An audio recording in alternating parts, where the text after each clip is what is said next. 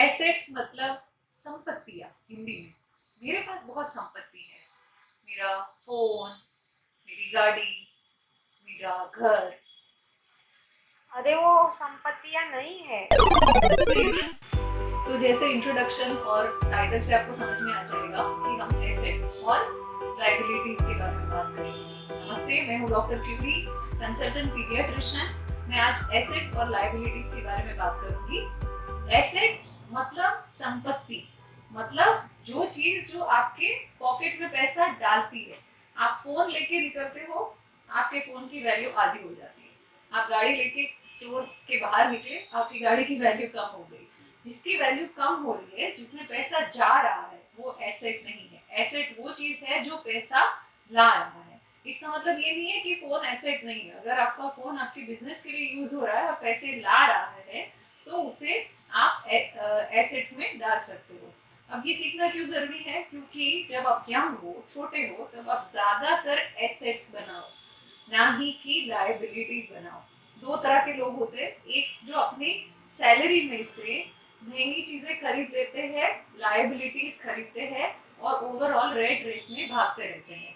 पैसे जाते रहते हैं उनके, लोन पे चीजें लेते रहते हैं। और दूसरे लोग होते हैं जो एसेट्स खरीदते हैं और वो एसेट्स उन्हें कमा के देते हैं और उसमें से बाद में वो लग्जरी। ऐसा नहीं है कि स्मार्ट लोग लग्जरी नहीं बाय करते। लग्जरी बाय करना सबका हक है, अपने शौक पूरे करना सबका हक है, पर उसके लिए एसेट्स बनाना बहुत जरूरी है। एग्जाम्पल्स क्या है एसेट्स के?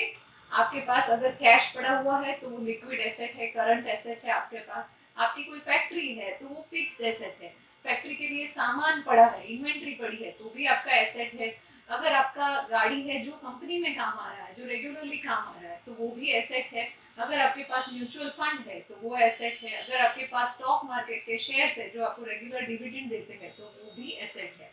तो जो चीज सिंपल सिंपल लैंग्वेज में बोले, जो आपके पॉकेट में पैसा डाल रही है, जो कंपनी को पैसा कमा के दे रही है, उसे बोलते हैं एसेट। और इस पे ज्यादा फोकस करना चाहिए, क्योंकि लॉन्ग टर्म में आपके एसेट में से जो पैसा बनता है वो आपको लग्जरी दे सकता है, ना कि आपके जो सैलरी में से आपने लायबिलिटीज ली है वो कभी आपको पैसा नहीं कमा के देगी। तो दो तरह के लोग होते हैं, एक बाय करते हैं एसेट्स और एक बाय करते हैं लायबिलिटीज। इसके बाद लायबिलिटीज के बारे में समझते हैं। लायबिलिटीज मतलब दायित्व, जो हमें पैसे किसी को देने हैं।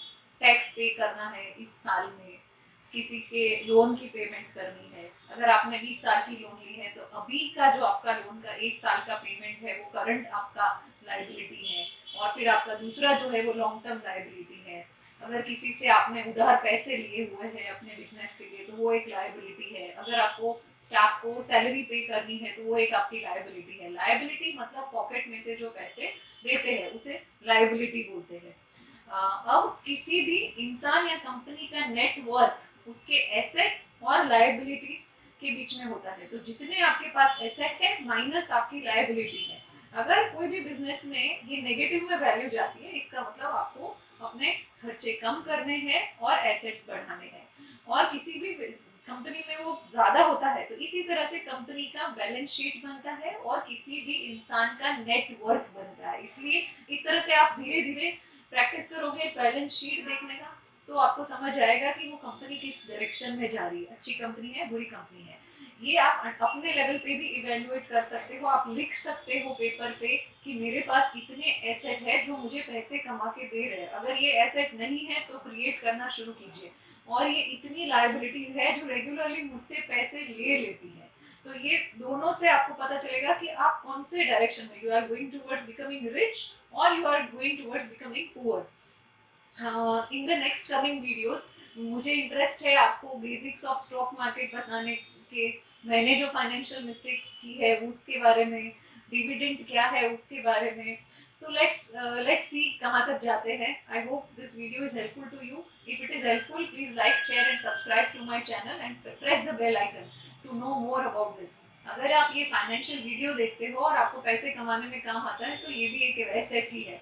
तो आप सोच लो आपको क्या करना है।